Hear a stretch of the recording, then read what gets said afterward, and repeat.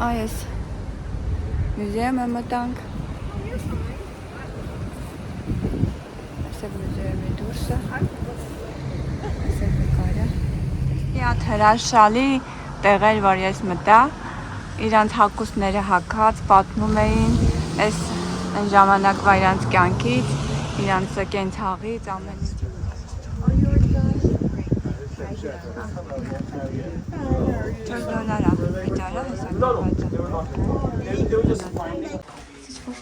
All right. So coming down, just watch your heads because it gets a little bit low down here, okay?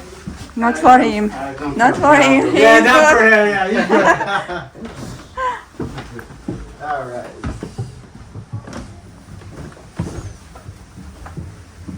Take your time to watch your stuff. Այս մագլուխները լավ պահեք, որովհետև անաստաղավանը կարող եմ բողոքների։ Perfect. You made it too.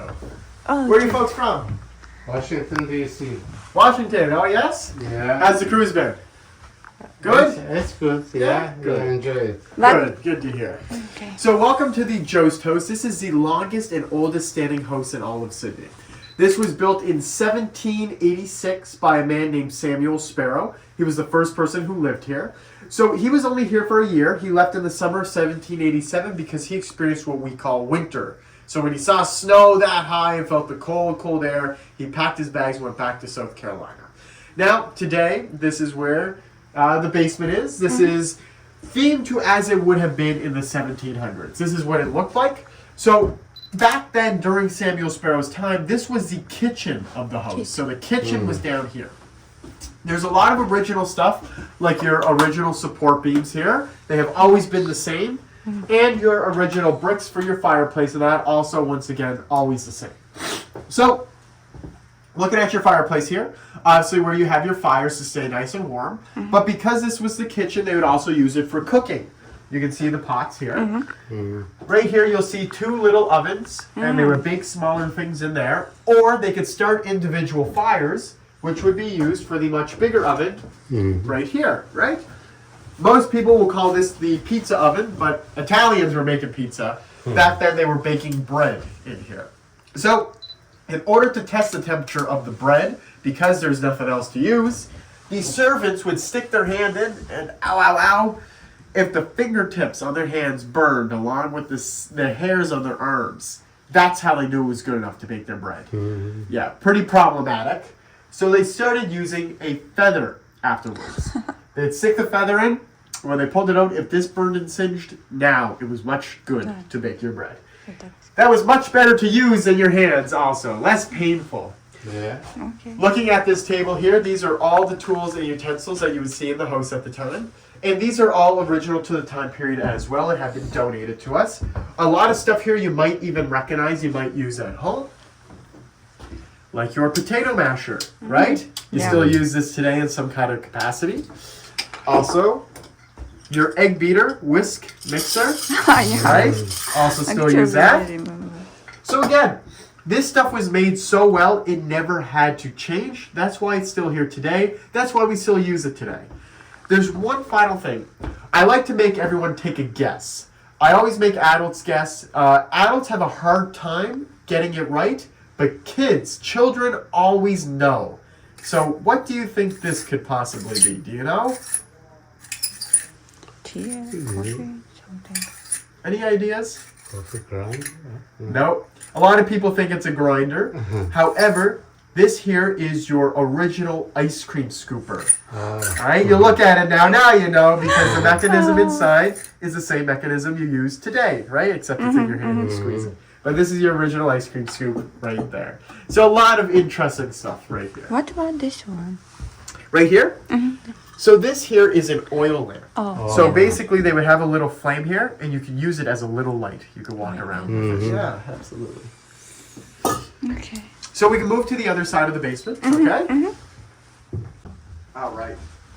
So coming over here, obviously you know what this is. You use it every single day, right?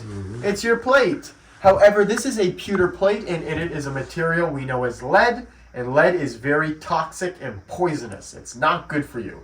So all the rich and wealthy people would eat off these pewter plates because they're shiny and represent their wealth. Poor people had wooden bowls. If you can probably make a good guess at who lived much longer, well, it was the servants, because the rich and wealthy people were getting sick of lead poisoning and dying, right?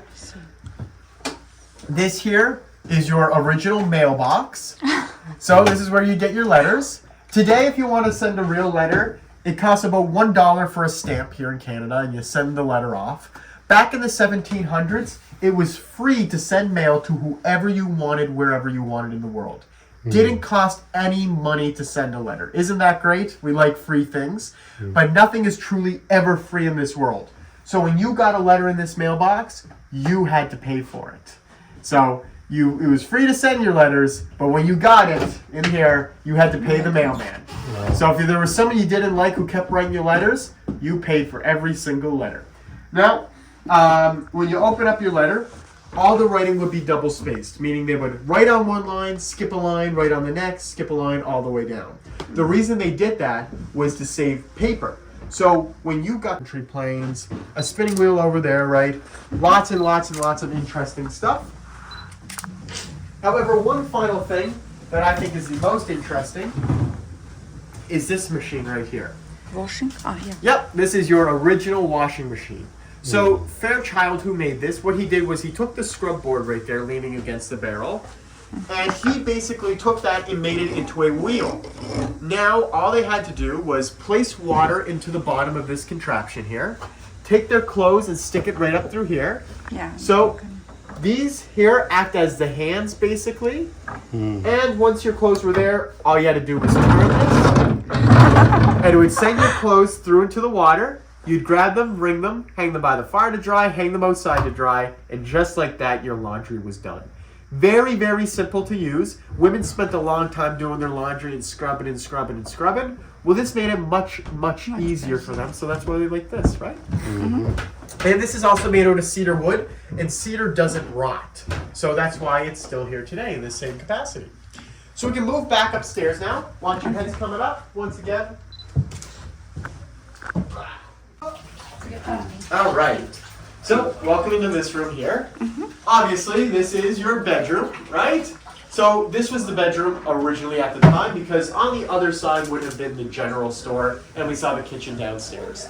So, what makes this bedroom so interesting is your bed here, which is a rope bed, okay?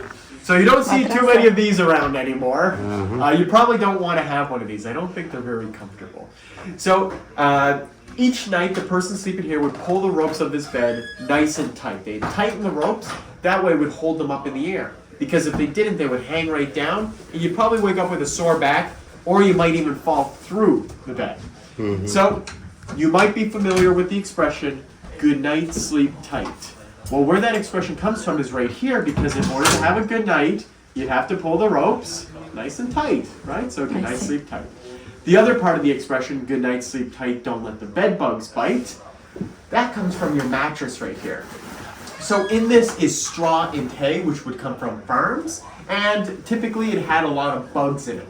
Now that it's on your bed, they're bed bugs. So the person sleeping here would have to take the mattress and shake all the bugs out of it. Therefore, good night, sleep tight, don't let the bed bugs bite.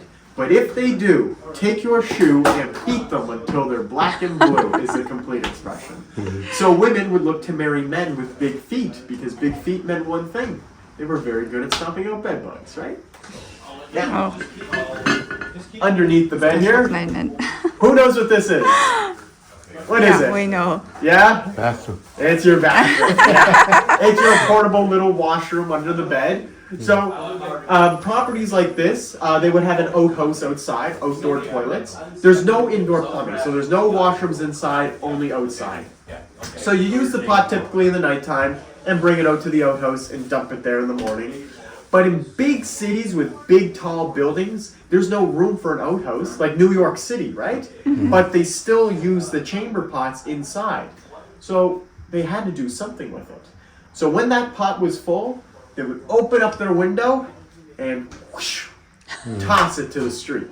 Sometimes it would miss the street and it might hit someone down below. If it was going to hit anyone, it would always hit men. That is because it's an act of chivalry for men to walk on the outside of women, closest to the street, so they would get that on the hair, right? With all of this hair, yeah, I wouldn't want that. I like it. Looking at your window here, there's no curtains, blinds, or drapes, right? It's wide open. That's to welcome as much natural sunlight as possible. There's the sun right up there. So the house was built so that this room will always get sun. So this is open because there's no electricity in the house and you need light. Also, for heating, this is a very warm room. You can feel it right now. So, and when they close it, it will keep all the heat inside here, right? And they'd be able to have a nice warm sleep. Now, looking down at the floor, you might notice big, wide wooden planks with rope in between, right? See the rope in there? Yeah. So the reason for that is house carpentry wasn't really a big thing. However, shipbuilding was. When you needed work done to your house, you would go down to the port where your cruise ship is, and a shipbuilder would come up, and he would do your floors as he would a ship, right? That's why it looks like something you would see on a boat. Now, when you look more towards the walls here, you'll notice the floors get a little bit weird right there, and there's a slope right there, right? So the reason for that is, number one, old age, and number two, the winter time. If you look up at the doorways, you'll notice they're very, very crooked, right? So in the winter, the frost enters the ground and freezes it solid, and then in the summertime, the frost thaws out and the ground becomes soft, and when it's soft, it starts to move. So when it moves, old houses like this one will also move, and this is what happens, right? You can see it's moved quite a bit, everything has dipped down and is in weird spots now. So the chimney is the center of the house and the strongest point, so the house has moved around the chimney basically. When you look over here at your door, you'll see the door has moved quite a bit as well. So your door is on hinges with your doorway, and now it's stuck to the floor. It's going to be dragging, you won't be able to open it. But the people were very, very innovative, that's the word. They would come down to the bottom of the door here, and they would cut it around the same angle as the top, take that wood, and place it right there, right? Almost blends in pretty well. And guess what? You can open up your door now. The problem wasn't the house sinking, the problem wasn't the walls, the problem was the doorway. Their only problem was the door not opening. So they made the door open. Best piece of advice I can give you, keep it simple for simple people. They were simple people with a simple problem. Well, they came up with a simple solution. Don't overcomplicate your issues. So we can move into the last room here. Store of the house. So the whole front of this house was all a store. Around 1910, the Jost family was getting rather large and expanding. So Louis Jost put up this wall, and this became the dining room. The old bedroom became the kitchen, and the upstairs was fully constructed in 1910 with 5 bedrooms and 1 washroom. Today, if you look around, you'll notice there's a lot of birds in here, and that is because we talk about the birds of Atlantic Canada. So I'll talk about 3 of them with you. Starting with this guy, do you know who this is? Parrot? Is it? Close. This is a puffin. Oh. Yeah, so they're very popular here on Cape Breton Island. They're here from May to August. That's their summer season. So with their partner, they have just one baby called a puffling. The male and female do an exact amount of equal work in raising it. At the end of August, they migrate down south. They leave here. And when they do, the 2 partners separate for the entire winter. But come the next season, May, they'll reunite with their previous partner, have 1 puffling, and repeat that over and over and over again. So the secret to a long-lasting relationship is a nice break in the wintertime. The snow and cold air makes everyone go a little bit crazy. This bird here is the face of freedom and liberty in the United States. Thanks. You should know that living in Washington, D.C. Yeah. It's the bald eagle. So back in the 1960s, the bald eagle was an endangered species. Farmers were spraying pesticides on their crops, DDT, and it wiped out the eagle population to a very, very low number. Being the nice, good Canadian neighbors we're known to be, of course.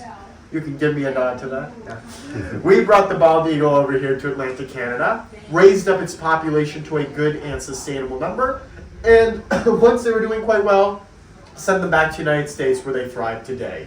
Alaska got a bunch of them. They're all over North America, but we have the largest population of eagles per capita than the rest of the world right here. So you go back outside, keep an eye out. There are 2 always flying around in this area. You might get to see them today. Now, the final bird we'd like to talk about is this one right here. This is our common loon, found in all of the lakes and rivers and everything. So the mother loon here has a baby on its back because they travel with all their kids there. Ducklings follow the mother duck, but sometimes they become lost or separated. Well, it's hard to lose your kids if they're on your back, right? Oh, If you do, then you shouldn't be a parent. interesting. Now, everyone in Canada knows the loon for one reason, and that is because it's on our $1 coin. Oh, This coin, they come. do you know what this is called? This here is called a loonie. So it got the loon on it, and the name of the coin is a loonie. So in 1986, like the United States, we had a paper $1 and $2 bill. We stopped making these because they don't last as long as coins do. Coins last longer. So in 1987, we got the loonie. Then in 1995, we got a $2 coin called a toonie. Two from $2, Looney Looney Toonie. from Looney. You put it together, toonie. Looney Toonie, Looney Tunes, right? Very silly, huh? So the face on all of our coins has been that of Queen Elizabeth II, right? Our longest reigning monarch. Before her was her father, King George VI. When he passed away, Elizabeth was on the coin. So when she passed away, everyone was wondering, well, what happens now? Will it be Prince Charles? Is Prince Charles worthy enough? Well, in December 2023, Canada was the first country in the entire world to get King Charles III on any currency. England just started printing him very recently. I think they were just waiting to see if he would stick around a little bit longer. So there you go, we now have King Charles. And one final thing in this room, if you look over here, is do a bit of bird watching. Good to appreciate the nature where because he'd be laid out in the parlor room. Hence funeral parlors, that's where they come from. So an easy way to remember it, a man would go in there when he was hatched, born, matched, married, and dispatched. Dead. Hatched, matched, and dispatched. So you can come have a look in here. Here's your parlor room. Nice and fancy because it's for the women, obviously, right?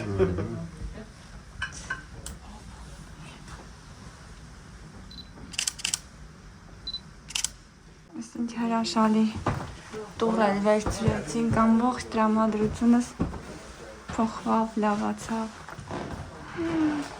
Նայեք։ Ես էլ սենյակներից մեկը վերևում, ներքևում ամեն ինչ պատմեցին, կազմեցին, խոսացին։ Ես էլ իրանց սենյակներն է։ Այստեղ ամեն գրած է, որը ինչ է։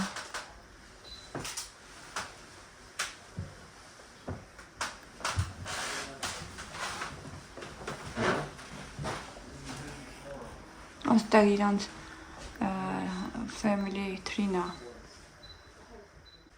Հաջորդ սենյակն ենք apothecary։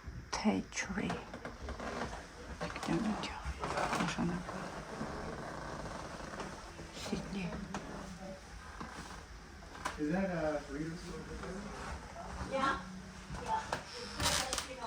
Այստեղ բժշկական է երևի, բժշկական բժիշկ են եղել, երևի դեղերն է։ Կշարքա։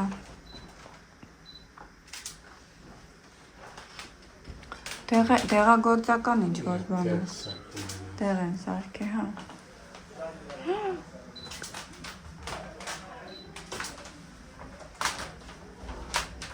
Pharmacist. Հա։ Իրաց սակվայաժը։ Այն հին բժշկական կինել ֆիլմերի մեջ, որ բժիշկները վերցնում էին ու գնում էին, ես այս մախն հա երևի։ Հա, պահնում է։ Անունը գրած է, տեսար։ Այստեղ չմտանք։ Մտներ։ Ինչ մտնես ինչ ստաստեղին։ Բայց աղջկա հետ չնկարվեմ ես։ Կապույտ աչքերով սիրուն աղջկա։ Ես աղջկա։